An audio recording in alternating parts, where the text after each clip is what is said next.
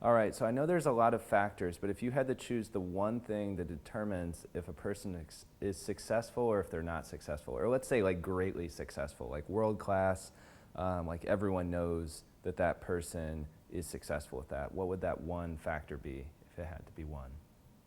I've thought a lot about this because I've wanted to know what that thing is myself so that I can get better.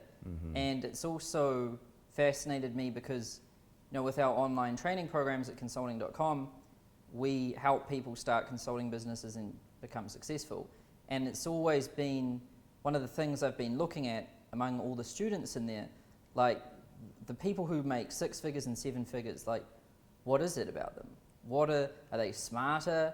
Are they more educated? Do they work harder? Do they wake up early? Like, you know, do they read a lot? Like, what things do they have in common? It's always fascinated me. And a lot of the time I think I've found the thing and then it turns out that I haven't. But recently I've observed that, you know, there's one thing that's true in every single instance. And I learned this from watching like all these documentaries from all of these different people in all different industries, and, you know, from athletes like Usain Bolt and Michael Phelps and Michael Jordan, and, you know, all the different athletes in all their different fields. Then like musicians like Pink Floyd and Led Zeppelin, and then even like David Bowie and Michael Jackson, and then into business people as well. And I just looked like across the board, and even movie directors and stuff, like what is the thing that makes people really good at stuff? And then in the people in my programs as well. And, you know, I think the one thing that it is like pure love and obsession for what they do. Like, and I don't mean they just like it, I mean they're probably to the point that most people would argue that it's bad and disturbing and all of this. Like they love it so much that they would give themselves for it. Like they're like infatuated by it, obsessed. It's the thing they think about from the minute they wake up in the morning to when they go to sleep. Then they'll be dreaming about it too. And like they will sacrifice anything to keep like feeding that love with the thing. And that's really what it is. And then like one thing really stuck out to me when I watched one of Michael Jordan's documentaries. They asked him at the beginning, it was like the first scene, and they were like, what's the secret to being the best basketball player in the world? And he goes, well, it's simple. The secret is to fall in love with the game.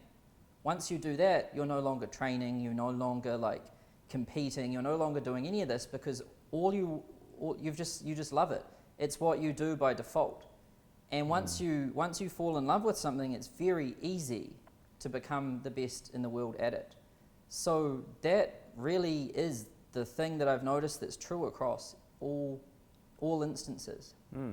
Now, do you think that's something that these people were born with, or even yourself or our students, or is it something that develops over time as far as them falling in love in the game? Because a lot of people come in and they're like, I don't really know if I like anything.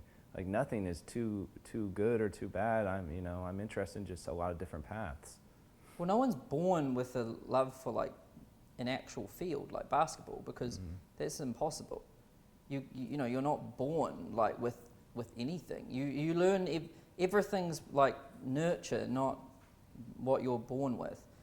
That's like always a myth. Like, oh, he was born with it. You know, there's even a Michael Jordan ad, which it's like, maybe you thought basketball was a God-given gift and not something I worked for every single day of my life, right? So he even says it there. Like, it's a myth, usually what, you know, people who aren't successful just say to kind of make themselves feel better about not being good at anything, that people are born with it and they're not born with it, so that's why. Even though the person, it takes their whole life to get good at it.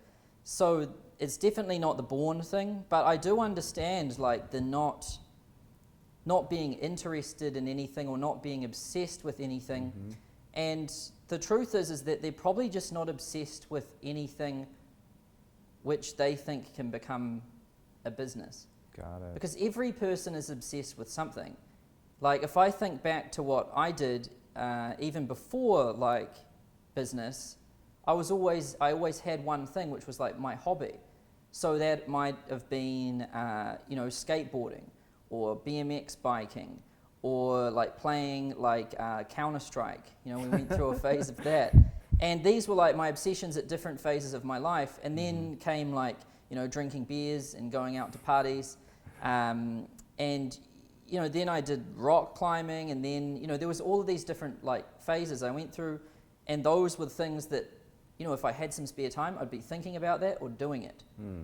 And the truth is that people are interested in things. They just don't see how that thing can become a business. And maybe it can't, but to really learn what you're interested in right now, the easiest thing to do is like just think, what do you do when you've got some spare time? Like, what do you do? Like, if you've got some spare time in the evening or whatever, what do you kind of default to doing? And another good thing to look at, these are clues, like ways which you can, clues which give away what you're interested in. Look at the friends which you've got and the friends which you're closest to, and then think, what are the attributes that make you friends? Like, what things do you share in common? And then look at the conversations you have with your friends. What things are you discussing? And then look at the things you post on your Facebook page. What are they of? I mean, there's clues everywhere. But I think one of the coolest giveaways, which someone said once, and I was like, whoa, that's true, is look at your YouTube search history. Seriously, because YouTube just saves everything you ever search for, right? All the terms and everything. So if you just go into YouTube and you look at your search history, you'll see the things which you're searching for. And these are things which are all going to be clues into like what you're interested in. And then, so I don't believe that people aren't interested in anything. I mean, the only way to really achieve that is to be dead or unconscious. But they're just not seeing how that might be related to business. And so that's the first way to figure out, what am I actually interested in? And then you can think, well, is there any way I could kind of, you know, turn my interest into a business as well? And then that'll start getting you thinking. Like, even if you're into partying, like you could start having parties. Right. You know what I mean? Like, Party everything promoting. can become a business.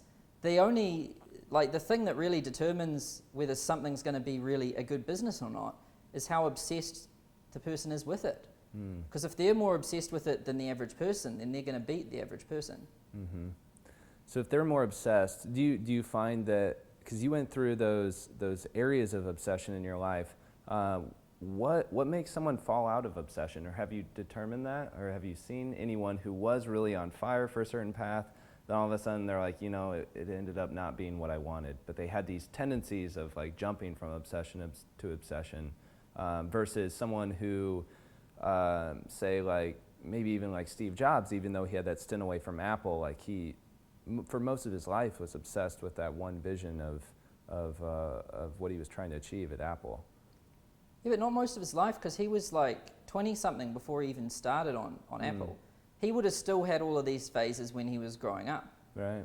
So when I was talking about skateboarding and Counter-Strike and all that, it's when I was like 12, 15, you know, different ages. Then my obsession really at like 21 became with like business. So it was a broad obsession. And then what changed and iterated inside of that was the type of business and the niche and what I was selling and what I was good at and how I actually did business. So business overall is like an obsession, but then within that obsession you've got other obsessions. You know what I mean? Got it. And, you know, if someone's really, really interested in, say, like partying or something, then they've got to ask themselves if they're also interested in business at all. You know, you have to have a desire to make money and to put a lot of effort into a business to make it work. But you also need to have a desire and an interest in the nature of your business. You know, like I learned that lesson when I built this property inspection app called Snap Inspect back. It was one of my first businesses. But I went to the market and I looked for needs and I found that they needed this property inspection app. And then I matched the need with the software and it was a success. The company worked. But I was not obsessed with property managers and the property management field. One, I didn't know much about it. Two, I definitely didn't think about it or dream about it. It wasn't an obsession. So I had the obsession of business, but the nature of my business wasn't something I was obsessed with. So naturally that led to me changing and going more into consulting, which was something that I was way more interested in within the field of business, if that makes sense. Yeah, no, that does make sense. Because, yeah, the money is just a byproduct. I'm sure it was good to get the money if the business was successful, but if you truly didn't love it, at some point it's never enough. You have to love both. Like, if you don't like money at all, then there's no point in being in business. You just do it as a hobby, right? So you got to like the money and the thing. You can't. It's not like a binary state thing. You don't just like one or the other. You got to like both. Right. So, and even now as our business grows, there's a lot more things that we're doing now that we weren't doing last year or the year before, or even you personally were doing before. So how do you keep that same drive and fire as the company grows? Like, is there certain jobs that you've learned to outsource that I definitely don't want to do that, because if I do, I'm going to fall out in love with the whole business thing? Like, how do you keep yourself focused and obsessed and really loving what you do every day? Well, no one ever loves anything every day.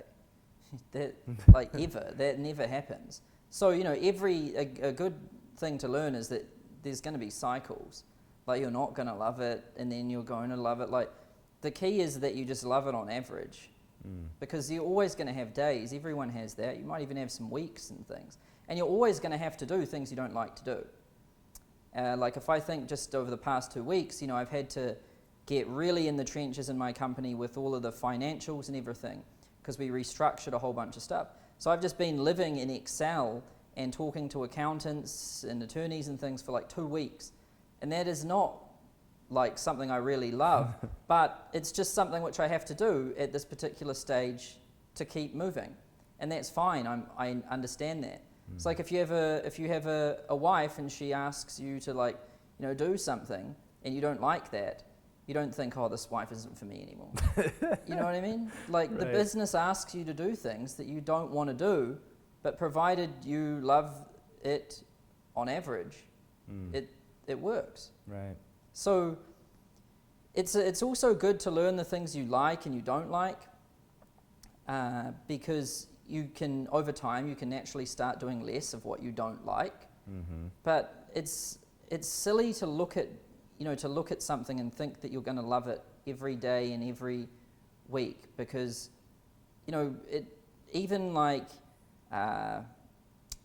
if you watch like Michael Jordan documentaries or something, I keep coming back to him because he's like, everyone knows he's the greatest of all time at like basketball. So he's a really good example of this. And he loved basketball and he loved winning at basketball. But in order to do that, he had to train extremely hard. And training that hard is agonizing, and you don't like it. But you have to go through that pain in order to achieve the love. You know what I mean? So he put himself in situations which he absolutely hated in order to win at the thing which he loved. Do you see how that works? I do. Yeah. And then at the end, like his coach, when he finally retired, when he talked to his coach, he said, "If I ever see you around my house again, I'm going to shoot you." It's a famous line which he said to one of his coaches. That's which funny. is just like, shows you like, when he was around, like he was always like on edge and he knew it was going to be hard and everything, but he put himself through that pain to achieve what he wanted to achieve. And a business is very much like that. Like, it's like training at the gym on a lot of days. You've got to put yourself through pressure and through stress and all of that to achieve the thing which you love. There's not a one-sided thing which you're always going to love it. It goes back between the two. So kind of going off of that, because we talked about Jordan, obviously he had a bunch of coaches, he was the best ever. Do you think someone needs a coach in order to be world class or like great? I think they are going to have lots of coaches. Like, you, at different stages of your life, you're going to come across different things that teach you. And it doesn't always have to be a person. Sometimes it can be like a philosophy or something like that.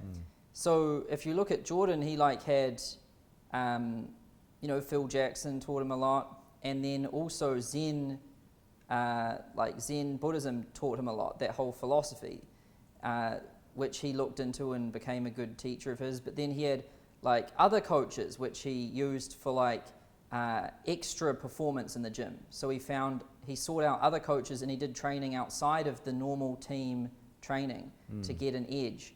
And then he brought in people which helped him with diet and all sorts. So it's, you're always going to have teachers because that's the only way you can get better. And they change over time, but I think it's always important to have at least one thing which is or one person who is your teacher at all stages. Otherwise, you've got nothing to really look up to or learn. Got it. So the ideal scenario is some sort of like having the self-motivation too, like finding like what you're obsessed about, finding what you're on this earth to do, and then also the accountability of having a coach in order to like kind of get to that next level, or at always times just have a philosophy or something like that. Well, the coach can be it can be like an author, right? So like, let's say this one person is really inspiring you right now. Like it could even be someone like Elon Musk, and you've never met him, probably not going to meet him, probably not going to be able to email him. He's not going to be holding you accountable. But you can read his books, you can watch his videos, and he is being your teacher and your coach through those vehicles. Right. So people often think, I need a coach that's literally coaching me. Like a teacher anything can be your teacher. Got it. And how do you is it good to have a mix of both throughout your life, or do you know people or yourself? How do you prefer? Do you prefer to have someone that you talk to over the phone, someone just philosophies, books that you read, or people that are actually more one-on-one kind of relationship? Or a mix of all? It's honestly a mix. It's just whatever you can get. Like sometimes in some fields you're not going to be able to get like a one-on-one person they're just going to be way out of reach. And it makes more sense to have somebody just by, just learning through their materials and their work and things like that than it is to bring someone in. I mean, you've always just got to do a like weigh off of like pros and cons. Like a lot of the time if you get someone in, sure you've got them there watching you and all of that stuff, but they're often not going to have the knowledge that's as good as you might get from like someone in a book, because that person might be the best in the world. So you've got to decide what's more important, having the actual accountability and all of that, or having the depth of knowledge and expertise. Got it.